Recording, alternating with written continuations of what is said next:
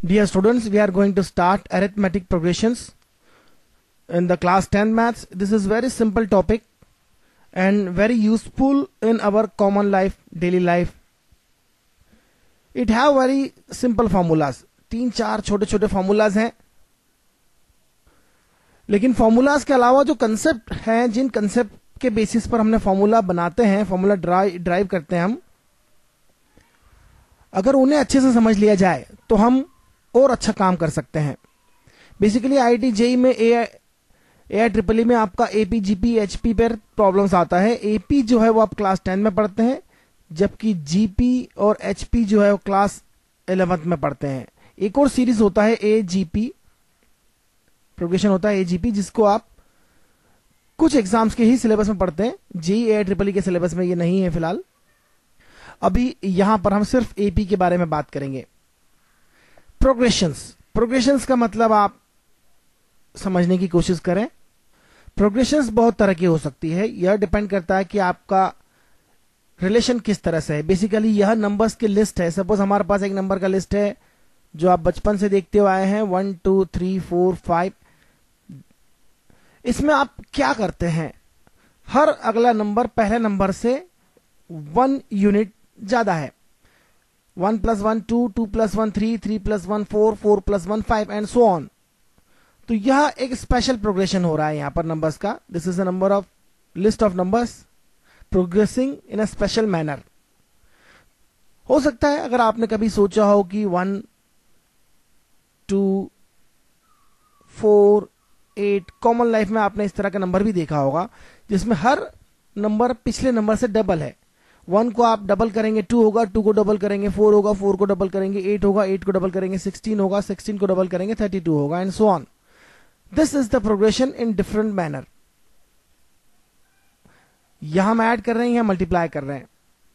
तो arithmetic progression की क्या खासियत है, यह हम उसकी डेफिनेशन में देखते हैं. मैं कहूंगा कि यह एक अरिथमेटिक प्रोग्रेशन है. अगर इसी तरह से मैं 2 4 6 8 10 12 देखूं तो यहां पर हर टर्म में हम 2 ऐड कर रहे हैं. 2 + 2 4, 4 + 2 6, 6 + 2 8, 8 + 2 10, 10 + 2 12 and so on. This is also an arithmetic progression. In fact अगर हम कुछ ऐड ना करें, कुछ सब्ट्रैक्ट कर दें, सपोज हमने 9 लिया, 9 - 2 7, 7 - 2 5, 5 - 2 3, 3 - 2 1, 1 - 2 -1, -1 - 2 that is -3, -3 -2 that is -5. इसमें से 2 सब्ट्रैक्ट करा तो -7 and so on. This is also a arithmetic progression. तीनों में आपने एक खासियत देखी कि जो डिफरेंस है वह कॉमन है. तो यहां पर हम एक छोटी सी डेफिनेशन लिखते हैं. Each number in the list is called as term. Specially अगर हम इसे देखें तो यह फर्स्ट टर्म हो गया, और टर्म को हम डिनोट करते हैं T से, कैपिटल T से डिनोट करते हैं. This is the first term, that's why it is called T1. T1 is denoted as first term in the list, and similarly second term and so on. This is very simple thing. This is T2, and in any term n, this is nth term in the list or progression you can say. तो arithmetic progression की जो definition है वह आप बड़ी आसानी से लिख सकते हैं. Now we can define this AP. Arithmetic progression is a list of numbers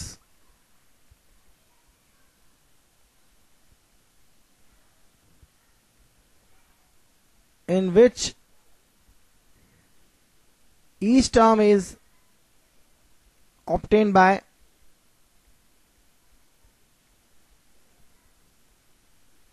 adding a fixed number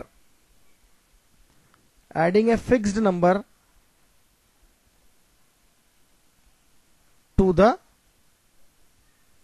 preceding term. मतलब हर अगली टर्म वही होगी जो उसके जस्ट पहले वाली टर्म को आप कुछ फिक्स नंबर से ऐड करके लिखते हैं।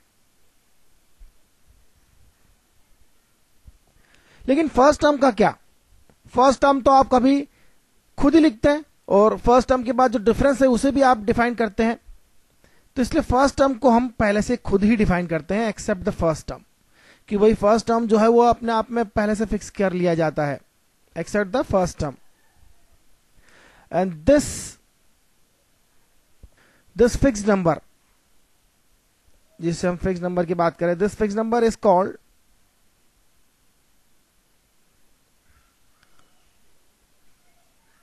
common difference. This is very important. Common difference and denoted by D. Common difference D of the arithmetic progression. D can be, D क्या हो सकता है?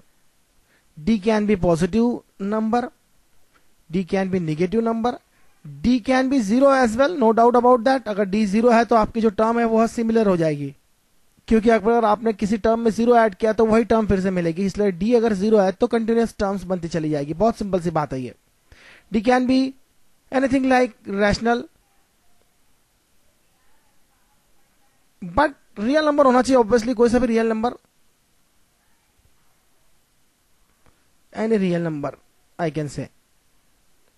इनफैक्ट रियल नंबर और imaginary number is also possible. अगर आप imaginary terms की progression ले रहे हैं तो वहां इमेजिनरी नंबर भी जो हो सकते हैं, और you can say complex number, लेकिन मैं यहां केवल कॉम्प्लेक्स नंबर लिख के छोड़ रहा हूं, ये आपके लिए लिख रहा हूं। D can B positive, negative, zero और एनी नंबर।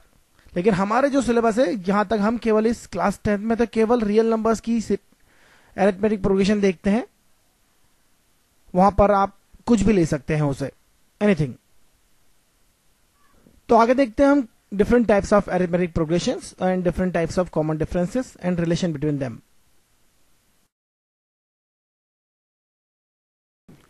तो मैं कुछ arithmetic progressions लिख रहा हूं यहां पर, क्या आप उसके common difference बता सकते हैं? आइए लिखते हैं 4 7 10 13 16 एक्सेट्रा। तो यहां पर आप बताइए कि what is the common difference. 11 9 7 and so on. What is the common difference? 1.4 2.8 4.2। तो क्या इसका डी होगा ये बताइए। 4 7 10 13 16 बड़ी आसानी से देख सकते हैं कि 7 और 4 में जो डिफरेंस है वो 3 का है। अगर आप 4 + 3 करेंगे 7 मिलेगा, 7 + 3 करेंगे 10 मिलेगा, 10 + 3 13, 13 + 3 16 एंड सो ऑन। बड़ी आसानी से देख सकते हैं कॉमन डिफरेंस जो है वो 3 है। लेकिन आप ऐसा भी कर सकते हैं, किसी भी टर्म को उसकी पहले वाली टर्म से सब्ट्रैक्ट कर दें। अगर ध्यान से देखें तो 13 - 10 जो है वो 3 होगा ऑब्वियसली। 10 - 7 क्या होगा? वही होगा जो आप देख रहे हैं 3। तो कॉमन डिफरेंस का कंसेप्ट बहुत बहुत आसान है, मुझे नहीं लगता कि कभी कोई परेशानी आएगी। लेकिन यहां देखिए कॉमन डिफरेंस क्या है। 11 9 7 यह टर्म जो है रिड्यूस होती जा रही है, लेकिन कॉमन डिफरेंस निकालने का तरीका बिल्कुल सिंपल है। इस टर्म में से मैं यह टर्म सब्ट्रैक्ट कर देता हूं। 9 - 11 ऑब्वियसली यहां कॉमन डिफरेंस जो है वो नेगेटिव है, नो डाउट। अगर आप 7 - 9 करेंगे तो भी आपको -2 मिलेगा। इसका मतलब साफ है कॉमन डिफरेंस यहां पर -2 है, नेगेटिव है। टर्म्स जो है वो रिड्यूसिंग है, उसकी कोई समस्या नहीं है। Common difference can be positive, can be negative, यह हम देख चुके हैं। Similarly for this, if you subtract 2.8 out of 4.2, 4.2 - 2.8 that is 1.4. Your common difference is very clear. 2.8 - 1.4 also is 1.4. 2.8 - 1.4। तो बहुत आसान है, बहुत आसान है कॉमन डिफरेंस फाइंड करना। चलिए एक छोटी सी और एग्जांपल देखते हैं। Suppose I have 2, I have some number x, I have some number y, I have some number z, and now I have a number 10. Can you tell me the values of x, y, z if these are in AP?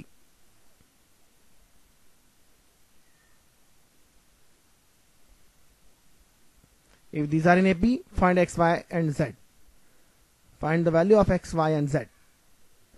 Basically यहां formula use करना चाहिए, लेकिन बिना फॉर्मूले के भी कुछ problem की जा सकती है, बड़ी आसानी से की जा सकती है, लेकिन हमेशा सही तरह से सोचते हुए आना चाहिए।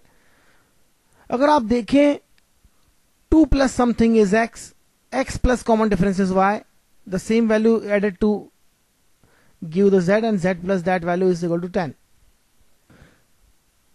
Let common difference is d.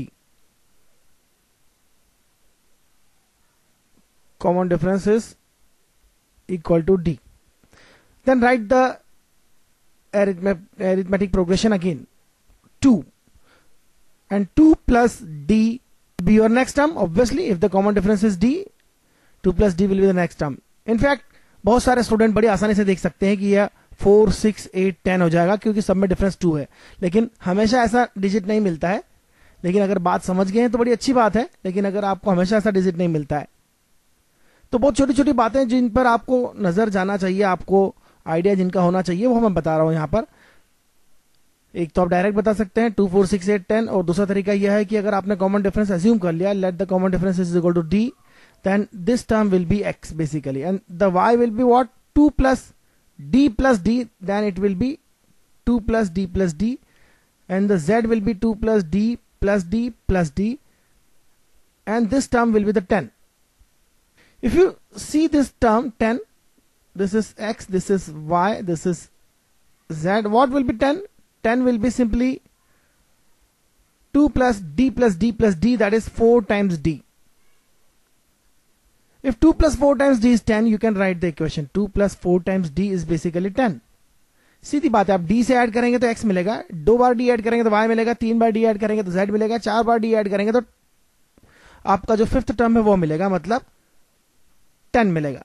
तो यहां से 4d की वैल्यू हो जाएगी 10 minus 2, that is equal to 8, and d is equal to simply 8 by 4, that is 2. That's very simple. तो आपका सीरीज बड़ी आसानी से मिल जाएगा आपको। यह ए जो है अरिथमेटिक प्रोग्रेशन जो है ये बड़ी आसानी से मिल जाएगा। X is what? 2 plus d, 2 plus 2 हो जाएगा ये 4, 2 plus 2 plus 2 that is 6 and 8 and simply 10। बहुत आसान है, ये बहुत ज्यादा आसान है।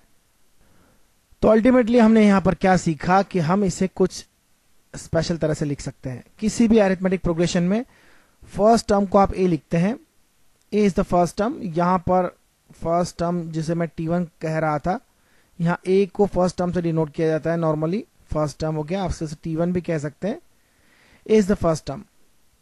Next term will be a plus the common difference, next term will be a plus twice the common difference, next term will be a plus 3 times the common difference, and so on up to any value. If you see tn, what will be tn? nth term क्या होगा यह हमें देखना है।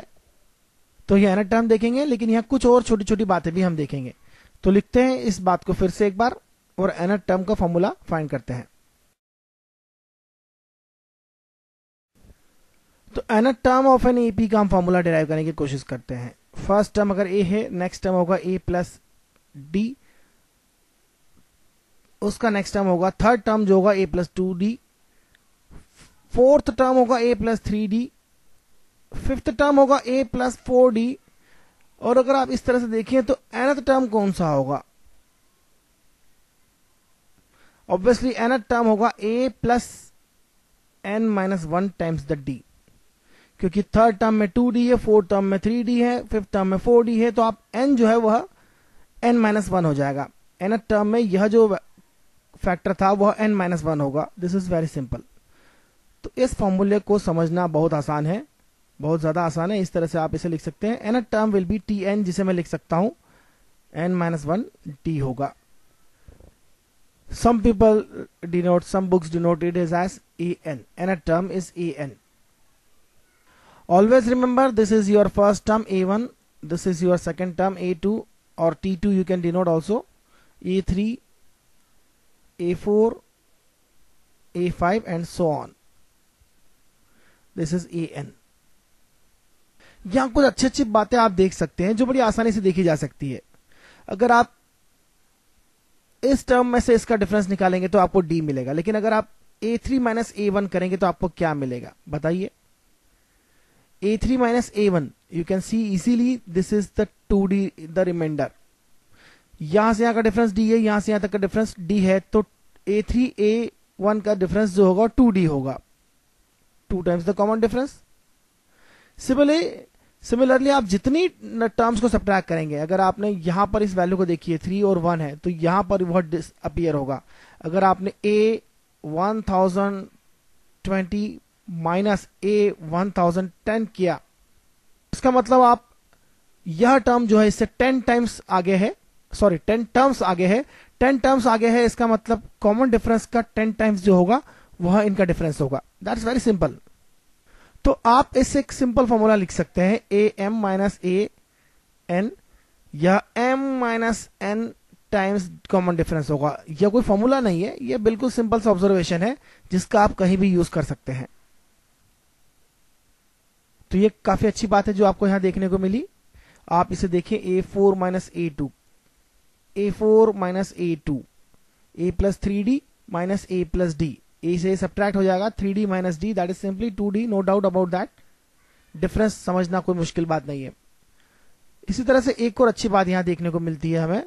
अगर आप देखें कि एवरेज निकालें, एवरेज या मीन वैल्यू निकालें या सम निकालें, अगर आप सम निकाल के देखिए, A5 और A1 का सम निकालिए. यहां पर A5 और A1 का सम निकालिए, क्या होगा? A5 और A1 का जो सम है A प्लस 5 सॉरी 4D है, तो ये कितना हो जाएगा? 2A plus 4D, 2A plus 4D. अगर आप 5 से पहले वाली टर्म लें और A से बाद वाली टर्म लें, सपोज A2 प्लस A4 ले लेते हैं. A4 क्यों लिया देखिए आपने, A1 जो था वह यहां था, A2 मैंने उससे आगे लिया, अब A5 लिया था पहले मैंने, लेकिन अब मैं A4 ले रहा हूं एक स्टेप पीछे. यहां से एक स्टेप आगे आया, A2 आया, A5 की जगह पर A4 लिया. लेकिन आप रिजल्ट देखिए क्या है, A2 जो है A प्लस D है, जबकि A5 जो है वो A4 जो है A प्लस 3D है. यह भी twice A plus A2A, D plus 3D, that is 4D है. तो ये जो रिजल्ट है ये बड़ा आसानी से समझ में आ रहा है कि हमने एक स्टेप इधर गए तो इसमें D ऐड हुआ है, ऑब्वियसली इसमें D सब्ट्रैक्ट हुआ है क्योंकि एक स्टेप पीछे आ गए, तो लेकिन उनका जो सम है वह सेम हो जाएगा फिर से, क्योंकि एक में आपने D ऐड किया था, एक में आपने D कम कर दिया, तो रिजल्ट जो है वो सेम हो गया. अगर फिर आगे जाते हैं तो देखिए यह मिलेगा A3, लेकिन इससे पीछे आने पर फिर A3 मिलेगा. कोई बात नहीं, A3 को आपने 2 बार लिख लिया, लेकिन इसका भी एक मतलब है, A3 को आपने 2 बार लिखा है, एक स्टेप आगे गए एक स्टेप पीछे गए. A3 plus A3 twice A3 हो गया, लेकिन यह हो जाएगा twice A plus 4D again. तो यहां आउटपुट देखिए, आउटपुट क्या है, A1 प्लस A5 जो है वो ट्वाइस A3 है. अगर आप ध्यान से देखें तो A3 जो है वह A1 प्लस A5 बाय 2 है. अगर आप ध्यान से देखें तो 3 जो होता है 1 प्लस 5 बाय 2 होता है. इसी तरह से अगर आप ध्यान से देखें तो A3 जो है वह A2 प्लस A4 बाय 2 मिलेगा, क्योंकि अगर आप इसे देखें, इसे ऐड कर दें, A2 प्लस A4 जो है वह ट्वाइस A3 है. This is equal to 2A3, क्योंकि यह भी 2A प्लस 4D है, यह भी 2A प्लस 4D है, इसलिए अगर आप 2A3 लिखते हैं इसे तो A3 की value A2 plus A4 bye 2 है. लेकिन आप यहां देखें 4 प्लस 2 बाय 2 जो है वह 3 होगा. तो यह जो रिजल्ट है आपका सम का, जो रिजल्ट है, जो सम है वह 1 प्लस 5 बाय 2 जो है वह 3 है. सिमिलरली 2 प्लस 4 बाय 2 जो है वह 3 है. इसका मतलब जो टर्म्स में जो रिलेशन है वो इसी तरह से है, जो उनका नंबर है, जो उनके नंबर्स का रिलेशन है, टर्म का जो नंबर है वही रिलेशन उनमें मिलेगा. तो आइए इसके बेसिस पर कुछ छोटी छोटी बातें और देखते हैं हम. और यहां जो हमने फॉर्मूला सीखा है उससे आपको मेमोराइज करना है. nth टर्म का जो फॉर्मूला है वह यह है. आगे देखते हैं हम.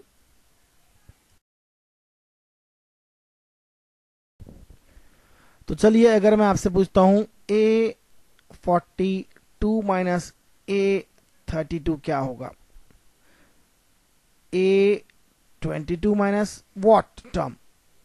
Can you find this? Yes, that's very simple because A42 minus A32, अगर आप ध्यान से देखें 42 माइनस 32 होता है 10, तो इसी तरह से A22 माइनस A12 कर दीजिए, 22 माइनस 12 होता है 10, 42 माइनस 32 10 होता है, 22 माइनस 12 होता है 10।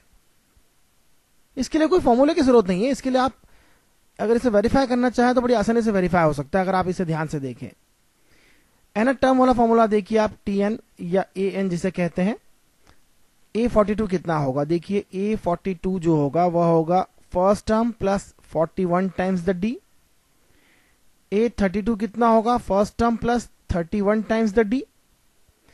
A22 कितना होगा, A plus 21 times the D, and so on. लेकिन यहां पर हमें टर्म फाइंड करना है। Suppose this term is Ti, ith term find करना है आपको। Suppose this is some term I, तो यहां से Ti की वैल्यू क्या होगी देख सकते हैं आप। Ti का जो वैल्यू होगा वह होगा A22 plus A32 minus A42। Ti को आप लेफ्ट में ले जाए, इसे राइट में लाए, प्लस हो जाएगा, इसे राइट में ले जाए, माइनस होगा। फिर से देखिए A22 यह हो जाएगा A plus 21 times D। A32 यह हो जाएगा A plus 31 times D minus A minus 41 times D, क्योंकि यह टर्म आपका माइनस है। A प्लस 41D को आपको सब्ट्रैक्ट करना है, क्योंकि A42 को सब्ट्रैक्ट करना है, तो दोनों माइनस वाली टर्म हो जाएगी। बहुत ध्यान से देखें, A यहां पर है, A यहां पर है, एक A सब्ट्रैक्ट हो गया तो इसे सिर्फ A लिख लीजिए, एक A सब्ट्रैक्ट हो जाएगा। 21D 31D यह हो जाएगा 52D, 52 माइनस 41, 52 माइनस 41 यह हो जाएगा 11D।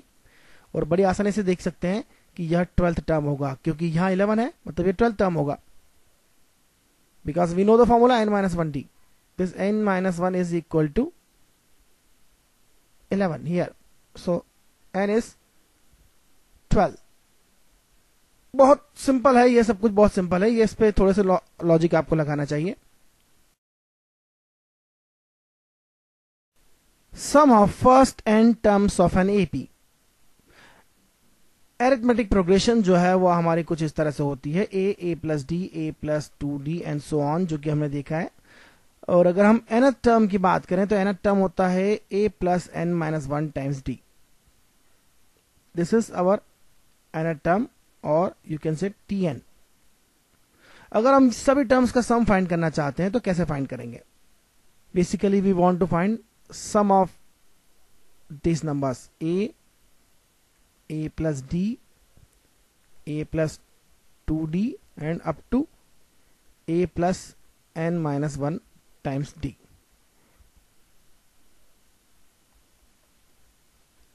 तो ये हमारी फर्स्ट n टर्म्स हैं जिनका समेशन फाइंड करना है, और एक फॉर्मूला बनाना चाहते हैं हम यहाँ पर, ड्राइव करना चाहते हैं। तो इस तरह के समेशन फाइंड करने के बहुत अच्छे अच्छे तरीके होते हैं, और मैं आपको एक तरीका यह बताता हूं कि अगर हम इसे रिवर्स ऑर्डर में लिख लें, रिवर्स ऑर्डर में लिख लें मतलब A प्लस n माइनस 1 वाले टर्म पहले लिख लें।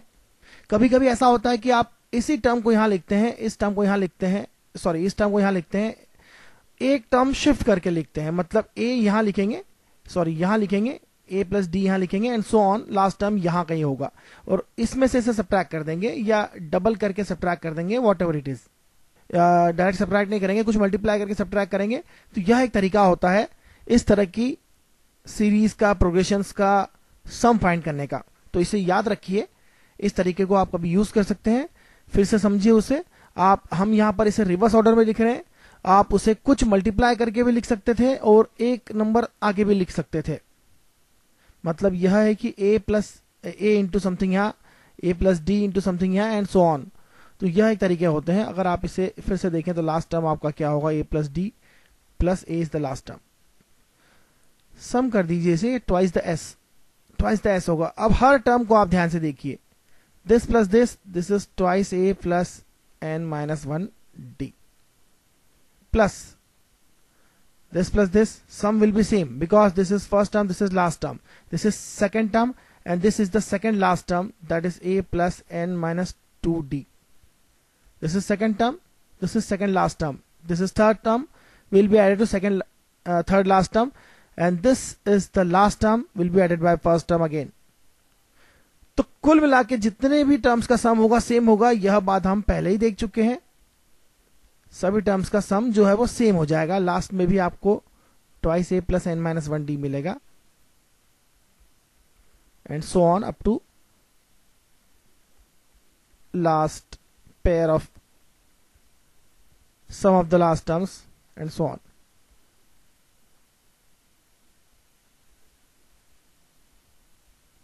लेकिन एक बात आप ध्यान से देखिए, यहां पर आपकी कितनी टर्म होगी. ऑब्वियसली अगर यह टर्म इसे ऐड करी, यह n टर्म है, तो टोटल n टर्म्स होंगी. तो 2 times s is equal to n times all this, क्योंकि there will be n times this term. Now we have find the formula.